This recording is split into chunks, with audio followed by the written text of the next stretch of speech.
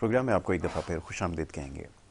Programme کے اس حصے میں بھی کچھ سماجی نوعیت کے معاملات اور مسائل پر گفتگو کی جائے گی، اور اس وقت جو ہمیں مشکلات درپیش ہیں، یقیناً معاشی معاملات تو اس وقت بہت زیادہ سنگین ہیں، لیکن اس کے ساتھ ساتھ جو سماجی نوعیت کے معاملات ہیں اس کے بارے میں بھی ہمیں کام کرنے کی ضرورت ہے۔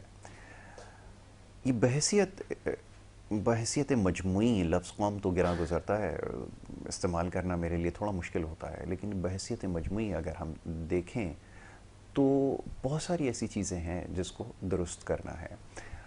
اب اس پہ قصوروار کس کو ٹھہرایا جائے، یہ ایک بڑا مشکل کام ہے، کیونکہ ہماری نہ تعلیم ہے، نہ تربیت ہے، اس معاملے پہ نہ کچھ زیادہ کام ہوا ہے۔ تو یہ جو مسائل اس وقت سماجی نوعیت کے خاص طور پہ سامنے آتے ہیں، یہ تو آپ سمجھ لیں کہ یہ ایسا ہونا ہی ہے، تو اس کو تبدیل کرنے کی ضرورت ہے۔ بہرحال میڈیا کی ایک ذمہ داری ہے، کوشش کرتے ہیں اپنی ذمہ داری کو سمجھیں اور اسی حوالے سے پروگرام میں بات کریں۔ اب سے کچھ دیر پہلے بھی جو بات کی یا پروگرام کیا، اس کا مقصد یہی تھا کہ ایک عام آدمی کو یہ سمجھایا جائے کہ وہ کیسے قانونی طریقے سے باہر جا سکتا ہے، اپلائی کر سکتا ہے۔ یقیناً یہ آپ کا حق ہے، بہتر مستقبل کے لیے آپ کہیں بھی جا سکتے ہیں۔ معاشی مسائل اتنے ہیں اور کیونکہ حالات نامصائب ہیں تو اس کے لیے بہتر مستقبل کی تلاش آپ کا حق ہے۔ قانونی طریقہ کیا ہو سکتا ہے، اس حوالے سے ہم نے گفتگو کی۔ بہرحال معاملات کو آگے لے کے جائیں گے اور دیگر معاملات پر گفتگو ہوگی۔ بڑے خاص مہمان اسٹوڈیوز میں تشریف فرمائیں۔ آپ کا تعارف ویسے تو ماشاءاللہ بہت طویل ہے، لیکن آپ کی اور ہماری وابستگی بہت زیادہ پرانی ہے۔ ہم آپ کو کافی عرصے سے جانتے ہیں، جو معزز شخصیت یہاں موجود ہیں، بڑی اچھی اور سلجھی ہوئی گفتگو کرتے ہیں۔ شعبہ تعلیم سے براہ راست وابستگی ہے، سیاست میں بھی حصہ لیتے ہیں، نوجوان ہیں، اور میڈیا سے بھی وابستگی رہی ہے۔ بہت سارے معاملات کو میڈیا کے بھی بہت اچھے سے سمجھتے ہیں اور بڑی شائستہ گفتگو کرتے ہیں۔ آج کل کے دور میں ایسے لوگوں کا ملنا مشکل نظر آتا ہے۔ ہماری بڑی خوش قسمتی ہے کہ آپ معزز مہمان ہمارے ساتھ یہاں موجود ہیں اور آج ان سے کھل کر بات کی جائے گی۔ بہت سارے معاملات پر، بہت سارے مسائل پہ بات کر رہا ہوں۔ تنزیل عبدالرؤف صاحب کی، ان کو میں خوش آمدید کہوں گا۔ تنزیل صاحب بہت شکریہ، بڑی نوازش آپ سر، پروگرام میں وقت دینے تھینک کے یو لیے۔ سو مچ۔ میں سن رہا تھا کہ ابھی تو رک جائیں گے یار، آپ ایجوکیشن سے سٹارٹ ہوئے، میڈیا پہ آ کے آپ ہنسے، مسکرانا ضرور تھا۔ اس کا تذکرہ میں اس لیے کرتا ہوں کیونکہ آپ کی وجہ سے براہ راست اس سے آپ کی وابستگی ہے، بالکل بالکل، تھینک یو۔ اور آپ ان لوگوں میں سے شامل ہیں جو پاکستان میں جب میڈیا، خاص طور پہ جب نجی ٹیلی ویژن چینلز کا آغاز ہو رہا تھا تو آپ وہاں پہ اس کا حصہ رہے، اور بہت کم عمری میں آپ نے بہت بڑے بڑے، میں چینلز کا نام تو نہیں لے سکتا، لیکن بہت سارے چینلز کو آپ نے اپنے ہاتھ سے بنایا ہے۔ تنزیل صاحب، اب ذرا بات ہو جائے، پہلے جیسے سماجی نوعیت کے معاملات اور مسائل کی بات ہوتی ہے، میں دیکھ رہا تھا کہ اگر میں کسی بھی مسئلے کا جائزہ لوں تو پتہ یہ چلتا ہے کہ جب تک ہمارا شمار صحیح نہیں ہوگا، میں چاہے کوئی بھی سائنس اپلائی کر لیتا ہوں، نتیجہ یہی نکلتا ہے جب تک لوگوں کا شمار صحیح نہیں ہوگا، چاہے کوئی بھی تناسب نکالنے کی کوشش کروں کہ یہاں پر کتنی خوراک کی کھپت ہے، بیماریوں کی کیا یہاں پر ریشو ہے، یہ کوئی بھی چیز ہے، وہ تمام چیزیں جڑی ہوئی ہیں شماریات سے، کہ لوگوں کے جتنے لوگ کسی شہر، گھر میں، قصبے میں، علاقے میں یا کہیں بھی بستے ہیں، جب تک وہ نہیں ہو پائیں گے معاملات کو حل کیسے کیا جائے گا؟ کیا آپ کے خیال میں جو سماجی مسائل ہیں یا جو بیماریاں نظر آ رہی ہیں، اس کی وجہ یہ ہو سکتی ہے کہ کیونکہ آبادی کا تناسب صحیح نہیں گنا جا رہا؟ یہاں سے چاہوں گا ذرا گفتگو کا آغاز کیا جائے۔ تھینک یو سو مچ یاسر۔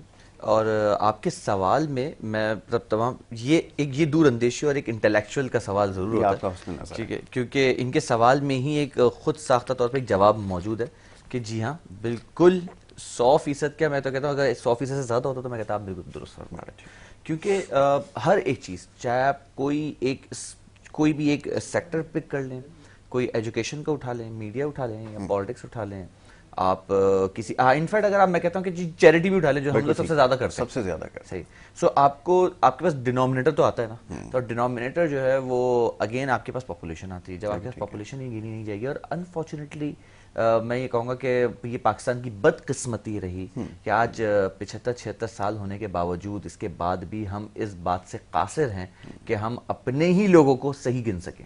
یہ تو بہت بڑا علم ہے نا، جو اب ریاست اگر مردم شماری نہیں کر سکتی، وہ ریاست سے مردم شناسی کیسے کرائیں گے؟ کیا اچھی بات ہے، کیا خوبصورت بات ہے۔ تو بڑا مشکل ہے، بہت مشکل ہے۔ بات یہ ہے کہ آج پیدا ہونے والا بچہ بھی اگر نہ گنا جائے، اور یا یہاں سے جانے والے بزرگ حضرات بھی نہ گنا جائے کہ ان کو آپ، تو پھر تو آپ کے پاس کوئی پوائنٹ ہی نہیں رہتا، آپ کی پورا جو معاشرہ ہے وہ اسی کے اوپر تشکیل دیا جاتا ہے۔ ہمیں یہ سوچنا چاہیے کہ کیا ایسے مسائل, مجھے ابھی اکثر و بیشتر نظر آتا ہے کراچی میں خاص طور پہ اس کے اوپر بڑے سوالات اٹھتے ہیں کہ یار ہمیں گنا نہیں گیا, صحیح گنو, ہمیں ہمارا حق دو. یہ آوازیں جو ہے نا 75-76 سال میں بھی ختم نہیں ہوئی. یا ہم کسی بھی دیکھیں, اگر کوئی آواز ہے, کہیں کوئی آواز ہے, تو اس کا مطلب اس کا بیک گراؤنڈ میں کچھ تو ہے, تبھی تو آواز ہے نا. تو وہ آواز کیوں آپ نے اس کنسرن کو, اس سوال کو آنسر نہیں کیا؟ تو یہ تو ریاست کا کام ہے کہ اس کنسرن کو اس کو آنسر کیا جائے. اچھا, جب ہم ریاست کی بات کرتے ہیں تو میں تمام لوگوں سے بولوں, ہمارے پاس ریاست کی بات کرتے ہیں تو ہمارا دماغ صرف اور صرف ہمیشہ ایک ہی جانب جاتا ہے. ریاست میں کبھی ایک نہیں ہوتی, ریاست کے 5 ستون ہوتے ہیں. وہ 5 ستون کے 5 ستون اس کے اندر اپنا کلیدی کردار ادا کرنے کے لیے انہیں ضروری ہوتا ہے تاکہ وہ لوگوں کو شمار کیا جا سکے. مجھے بڑی اچھی بات لگی انور مقصود صاحب کی کہ جو ہے وہ لگتا ہے مردم شماری کا نام چینج کر لے, ورنہ اس میں سے مرد ہی گنے جاتے ہیں, عورتیں تو گنی نہیں جاتی. تو مجھے ایسا لگنے لگ گیا کہ مردم شماری میں جو ہے نا انہوں نے دماغ میں لگایا کہ صرف مرد ہی گن لو, عورتوں کو چھوڑ دیتے ہیں. مگر ایسا نہیں ہے, عورتیں بھی ہمیں گننی چاہیے کیونکہ وہیں سے وہ تو یہ ایک بڑا المیہ ہے. بہرحال میں کہتا ہوں کہ انور مقصود صاحب ہمارے پاس ایک بہت بڑی شخصیت, ایک بہت بڑا نام. وہ بعض اوقات بات ایسی کر جاتے ہیں جو مگر وہ بات میں پوائنٹ چھوڑ جاتے سب کے لیے, سوچنے والوں کے لیے. سو یہ بات ہم سب کو سمجھنی اور دیکھنی چاہیے کہ اگر آپ, اور ریاست کے جو 5 اہم ستون ہیں ان تمام ستونوں کو, ان پلرز کو اب یہ سوچنا چاہیے کہ اگر یہ آواز کہیں سے بھی آ رہی ہے, میں کراچی سے آیا, بلوچستان سے آیا, کوٹار سے, کہیں سے بھی آئے, میں کہتا ہوں کہ لیٹس سے فار ایگزامپل کل کو اسلام آباد سے بھی کیوں نہ آئے کہ ہمیں صحیح نہیں کہنا جا رہا, دس از رانگ. آپ صحیح گنے, یہ نہیں کہہ رہے آپ زیادہ گنے یا کم گنے, مگر آپ درست گنے. آپ کی گنتی تو نہیں چاہیے 1 2 3 4, آپ کاؤنٹ تو کر سکتے ہیں. تو میں تو یہ سمجھتا ہوں کہ بچہ پیدا ہوتا ہے تو سب سے پہلے ہم اس کو کاؤنٹنگ سکھاتے ہیں, ٹھیک ہے, اور مگر اب یہ کہ یار یہ ملک پیدا ہوئے 75 سال ہو چکے ہیں, ہم نے کاؤنٹنگ نہیں سیکھی. کتنا مطلب یہ افسوس ہے, یہ افسوس رہے گا. اور مجھے یہ کہنا چاہیے یاسر آپ اور میں تو شاید ہم ایک ایج گروپ کے ہیں, ہم بہت پرانی وابستگی ہماری ایک دوسرے سے. یار آنے والی نسل کا کیا ہوگا, آپ کی اولادوں کا, میری اولادوں کا کیا ہوگا جب وہ ہم سے یہ پوچھیں گے کہ پاپا مطلب آپ نے, چاچو, ہم لوگوں سے پوچھا جائے گا کہ یار آپ کے وقت میں بھی نہیں گنا جاتا تھا, ہم کہیں گے نہیں ہمارے ابا کے وقت میں بھی نہیں گنا نہیں جاتا تھا, ہمارے دادا کے وقت میں بھی نہیں گنا جاتا تھا. تو کیا مطلب اچھا اب یہ بات بہت زیادہ ہو گئی. پہلے تو شاید میڈیا اتنا اسٹرانگ نہیں تھا. ہم یہ دیکھیں کہ پچھلے 20 سال میں میڈیا نے آہستہ آہستہ, کیونکہ پاکستان کا میڈیا بھی جو ہے وہ رہتے رہتے ذرا چلا ہے, تو ابھی پاکستان کی میڈیا کی بھی عمر 20 سال کے قریب ہے, ٹھیک ہے. تو میں اکثر لوگ بولتے ہیں کہ میڈیا میچور نہیں, میں نے میڈیا میچور کیا ہے, ایک بچہ جب پیدا ہوتا ہے اس کو بھی تو ٹائم لگتا ہے, ایک برانڈ بناؤ تو اس کو بھی ٹائم لگتا ہے. تو میڈیا بھی اگر پیدا ہوا, مشرف صاحب کے دور میں آپ نے میڈیا کو تھوڑا سا ایک لیوریج ملی, آزاد ہوا, پرائیویٹ چینلز آئے, ہر چیزیں کھلنی شروع ہوئی, تو اٹ ٹیکس ٹائم. تو اگین آج میں کہتا ہوں کہ میڈیا اگر آپ 2000 سے بھی لگا لے تو آج 23 سال کا بچہ ہے نا میڈیا کا, تو 23 سال کے بچے, اس بچے نے بھی بہت غلطیاں کی ہوں گی اور سیکھی ہوں گی, اس نے بہت ہیرو پیدا کیے ہوں گے اور بہت سارے ہیروز چلے گئے, لیجنڈ چلے گئے, ٹھیک ہے. تو اس میڈیا نے اگر 23 سال کی زندگی اس میڈیا کی ہے, تو آپ میڈیا کو قصوروار ٹھہرانے سے پہلے وہ جو باقی اراکین ہیں اس پورے ستون کے, انہوں نے کیا کیا, ٹھیک ہے. تو ابھی بھی میں اس بات کو تھینکس ٹو میڈیا کہ اس نے یہ بات اجاگر کی کہ آج ہم مارننگ شو میں بیٹھے ہوئے ایک اینکر اس بات کی بات کر رہا ہے صبح کے ٹائم پہ, کیونکہ آپ کے پہلے سیگمنٹ میں 2 جو ہے وہ کنسلٹنٹ تھے, اور اگر وہ کنسلٹنٹ, اب وہ تو ظاہر سی بات ہے وہ ایک اچھی بات کر رہے ہیں, ایجوکیشن کے لیے بھیج رہے ہیں لوگوں کو, امیگریشن کے لیے کر رہے ہیں. دیکھیں ہر چیز کے 2 پہلو, مگر پیچھے سے پوائنٹ کیا رہا ہے, لوگ جانا کیوں چاہتے ہیں.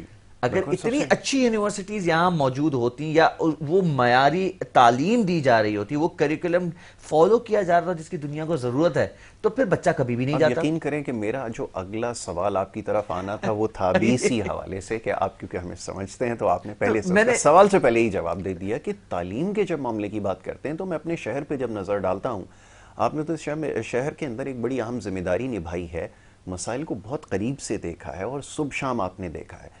لیکن جب تعلیمی ادارے درس گاہیں, میں اس کا سوال ہی نہیں کر سکتا کہ جب تک آپ کے پاس جو مسائل آتے رہے ہیں, آپ نے خود ان کو ایکسپیرینس کیا ہے, کیا ہماری زندگی محض نالیاں کھلوانے سے لے کے بجلی کے تاروں اور کھمبوں تک محدود ہو کے رہ گئی ہے؟ میں اس کے بارے میں سوال بھی نہیں کر سکتا. آپ نے کیا کچھ دیکھا؟ میں تو بہت کچھ دیکھ کر آیا ہوں, اور آج مگر دل کا کھال کھول کے بیٹھوں گا تو یقین جانے شاید آپ پہ اور مجھ پہ جو ہے کبھی دوبارہ اسکرین پہ نہ بھیجا جائے.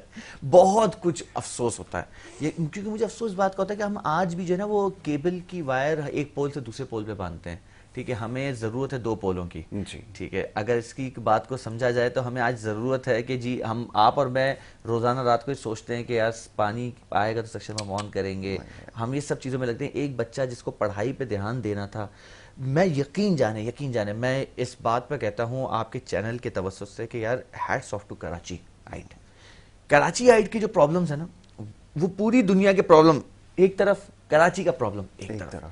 کراچی کا لڑکا جو یہاں پہ پڑھ رہا ہے, میٹرک کا ایگزام دینے والا ہوتا ہے نا, وہ رات کو بھی اس کی اما جان اس سے یہ ضرور بولتی ہیں بیٹا جا کے پانی چیک کر لو, یا وہ فلیٹ میں رہتا ہے تو یہ دیکھا جائے بیٹا وہ ہماری گیلری میں جو اوپر ایک فائبر کی ٹینکس لگی ہوئی ہوتی ہیں وہ بھر لو, یا وہ بھر جائے تو اس کا وال بند کر دو. یعنی کہ میرا جو اسٹوڈنٹ ہے کراچی کا, اس کو تو سب سے زیادہ پرابلم اسی بات کی لگی رہتی ہے. مگر یہ مسائل آپ کو جرمنی میں, یو ایس میں, کینیڈا میں, آسٹریلیا میں نہیں دکھیں گے. تو اس کے باوجود میرا بچہ پرفارم کرتا ہے کراچی کا, تو اس کا مطلب ہے اللہ تعالیٰ نے اس زمین کے اندر, اور جو مائیں جن بچوں کو پیدا کر رہی ہیں اس کو وہ صلاحیتیں دی ہیں کہ وہ اتنے برڈن کے باوجود کہ صاف پانی کے لیے تک و ذوق میں لگے ہوئے ہیں, ہم اس کے گھر کے باہر کی لائٹ نہیں جلی تو تک و ذوق میں لگے ہوئے ہیں. کیا آپ نے کبھی سوچا ہے کہ نیو یارک یونیورسٹی یا اوکلاہوما یونیورسٹی یا آکسفورڈ یونیورسٹی میں پڑھنے والا بچے کے یہ پرابلم ہوں گے؟ کیا آپ نے سوچا کہ اسے ایک پیپر سے ایک دن پہلے لوڈ شیڈنگ ہو رہی ہے اور 6 گھنٹے کی لوڈ شیڈنگ چلی گئی, دوسرے دن اس بچے کا پیپر ہے؟ تو میں تو کہتا ہوں کراچی کے لڑکے کو ہیٹس آف ہے بھائی.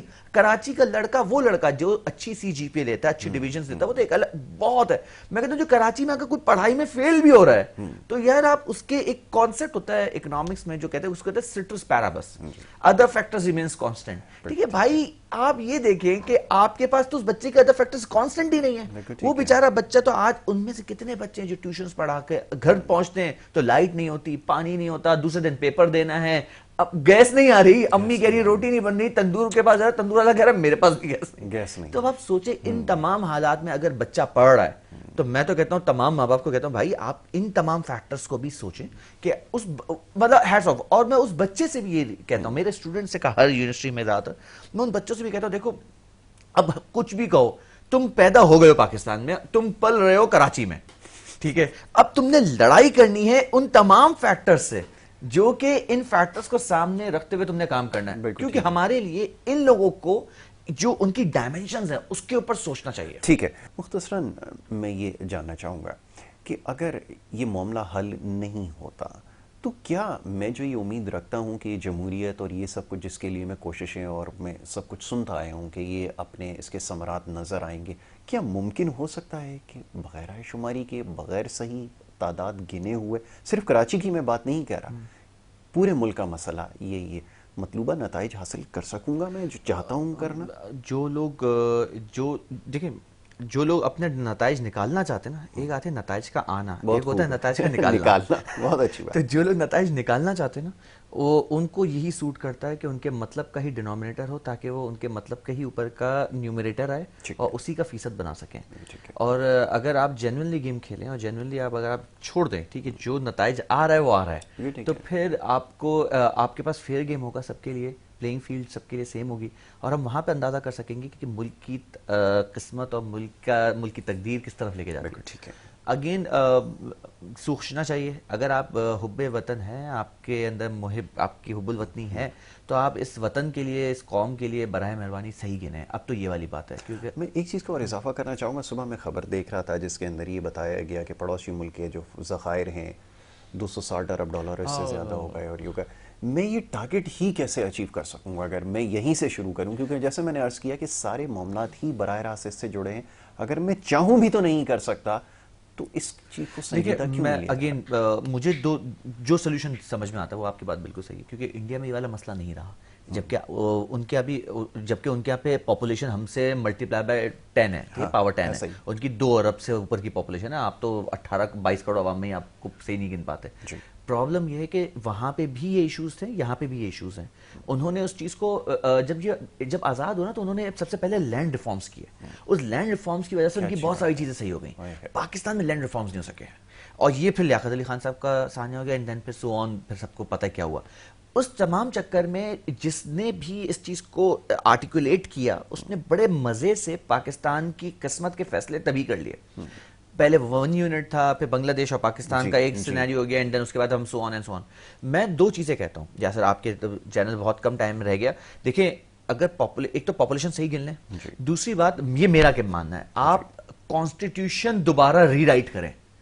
کوئی حرف آخر نہیں ہے, کوئی کوئی حدیث نہیں ہے کہ آپ اس کو نہیں لکھ سکتے, کوئی قرآنی آیت نہیں ہے. کانسٹیٹیوشن از اے کانسٹیٹیوشن. یہ آپ کے ہاں ایک کانسٹیٹیوشن ہونا ضروری ہے ملک کو چلنے کے لیے, چلانے کے لیے, مگر اس میں کوئی ضرورت نہیں کہ جو کانسٹیٹیوشن 73 میں لکھا گیا تھا وہ اس کے مطابق لکھا گیا تھا. اس کو توڑ مڑو کے جتنا کچھ اس کا حال ہو چکا ہے, ٹھیک ہے, اس کو آپ اس کو تمام پولیٹیکل پارٹیز بیٹھے اگر ملک کے لیے کرنا چاہتے ہیں کانسٹیٹیوشن کو چینج کریں, صحیح گنے. یہ دو کام آپ نے صحیح کر لیا, اور امپلیمنٹیشن آف لا, یہ تین ہو گئی. میں نہیں سمجھتا کہ پاکستان میں کوئی پرابلم رہے گی. جی بڑی اچھی بات کی ہے. ابھی مختصر وقت میں یہ جو بات ہوئی ہے, اس میں جو ایک بڑی گہری بات پوشیدہ ہے وہ یہ کہ آپ مسائل کو اگر واقعتاً حل کرنا چاہتے ہیں, تمام اسٹیک ہولڈرز کے لیے میسیج ہے. مسائل کی نشاندہی تو کی جاتی ہے لیکن حل نہیں بتایا جاتا. یہ غور طلب نقطہ ہے جس کی ابھی تنزیل صاحب نے نشاندہی کی. ہر فارم رکھنے والا آدمی, ہر شخص یہ تقاضا کر رہا ہے. یہ باتیں بڑی ضروری ہیں. کچھ معاملات ایسے ہیں جو ہمارے ملک میں شجر ممنوع ہے جس کے اوپر بات کرنا ہے. یہ کانسٹیٹیوشن کے حوالے سے کہ جب اتنی ترامیم ہو چکی ہیں جیسے انہوں نے کہا, میں بالکل ان کی تائید کرتا ہوں, اس بات سے متفق ہوں کہ اس کو دوبارہ سے ری رائٹ کیا جا سکتا ہے, لکھا جا سکتا ہے. اس میں اب ترامیم سے زیادہ بہتر یہ ہے کہ حالات اور واقعات کو دیکھتے ہوئے, مزاج کو سمجھتے ہوئے, دنیا کے جو اس وقت سوچنے اور سمجھنے کا طریقہ ان تمام چیزوں کو سامنے رکھتے ہوئے اس کو دوبارہ سے تشکیل دیا جا سکتا ہے. وقت کیونکہ یہاں پہ ختم ہو گیا. اجازت آپ سے چاہوں گا, نیکسٹ پروگرام میں انشاءاللہ ملاقات ہوگی. محمد یاسر اور ہماری ٹیم کو دیں اجازت. اللہ نے کے بعد.